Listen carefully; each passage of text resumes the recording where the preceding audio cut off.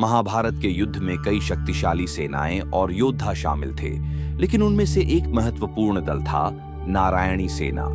ये सेना भगवान श्री कृष्ण की व्यक्तिगत सेना थी, जो उनकी दिव्य शक्ति और रणनीति के कारण अपराजेय मानी जाती थी।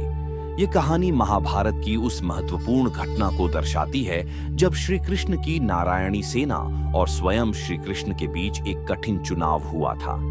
भगवान श्री कृष्ण द्वारका के राजा थे और उनके पास एक अत्यंत शक्तिशाली सेना थी, जिसे नारायणी सेना कहा जाता था।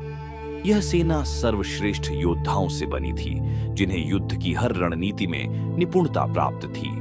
उनकी ताकत और कौशल के कारण यह सेना किसी भी युद्ध में विजय प्राप्त करने में सक्षम थी। महाभारत युद्ध के समय जब कौरव और पांडवों के बीच संघर्ष अनिवार्य हो गया, तब दोनों पक्षों को अपनी ओर से सर्वश्रेष्ठ योद्धाओं और सेनाओं को एकत्र करना पड़ा।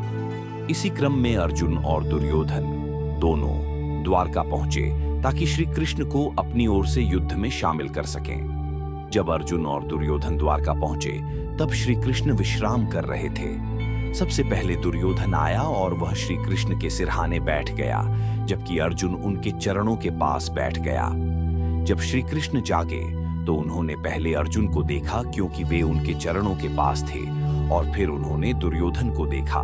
श्री कृष्ण को देखकर दुर्योधन ने कहा, हे माधव, मैं महाभारत के युद्ध के लिए आपकी सहायता लेने आया हूं। मुझे उम्मीद है कि आप मेरी सहायता अवश्य करेंगे। तब श्री कृष्ण ने कहा, मैं अकेले दोनों की सहायता नहीं कर सकता, इसलिए मैं तुम्हें दो विकल्प देता हूं। एक ओर मैं स्वयं रहूंगा, परंतु मैं युद्ध नहीं करूंगा, और दूसरी ओर मेरी नारायणी सेना होगी, जो अजेय और शक्तिशाली है। तुम दोनों में से जो पहले चुनेगा, वह अपने अनुसार चयन कर सकता है। श्री कृष्ण ने अर्जुन से कहा, क्योंकि मैंने पहले तुम्हें देखा, इसलिए तुम्हें पहले चयन करने का अधिकार है। अर्जुन ने बिना संकोच कहा, हे माधव, मैं आपको चुनता हूं, भले ही आप युद्ध न करें। दुर्योधन हंस पड़ा और सोचने लगा कि अर्जुन ने मूर्खता कर दी। उसने प्रसन्न होकर नारायणी सेना को चुन लिया। दुर्योधन ने नारायणी सेना को अपनी ओर मिलाकर स्वयं को अत्यधिक शक्तिशाली मान लिया। नारायणी सेना में हजारों महारथी योद्धा, वीर सैनिक, घुड़सवार, रथी और हाथी थे। वे सभी श्री कृष्ण के आदेश का पालन करने वाले और युद्ध कला में निपुण योद्धा थे। दुर्योधन को विश्वास हो गया कि अब उसकी जीत निश्चित है, क्योंकि उसके पास महाबली योद्धाओं की विशाल सेना थी, जबकि पांडवों के पास सिर्फ श्री कृष्ण थे, जो स्वयं युद्ध नहीं करेंगे। अर्जुन को यह पूर्ण विश्वास था कि श्री कृष्ण के साथ होने का अर्थ है धर्म और सत्य के साथ खड़ा होना।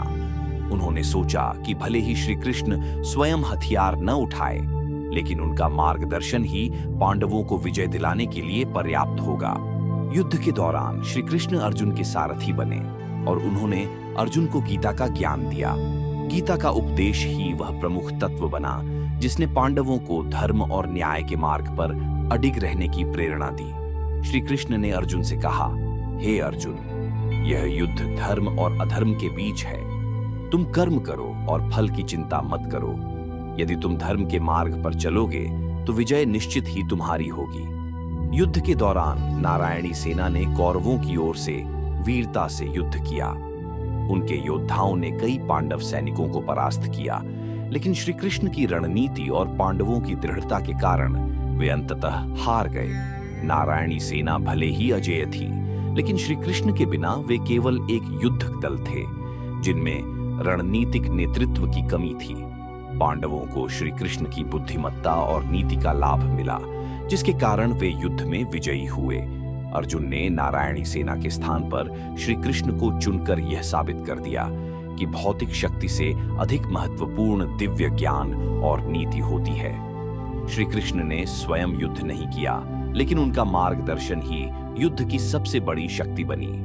महाभारत का यह प्रसंग हमें यह सिखाता है कि केवल बाहरी शक्ति और संसाधन ही महत्वपूर्ण नहीं होते, बल्कि सच्चा मार्गदर्शन और धर्म का साथ होना ही वास्तविक विजय का कारण बनता है।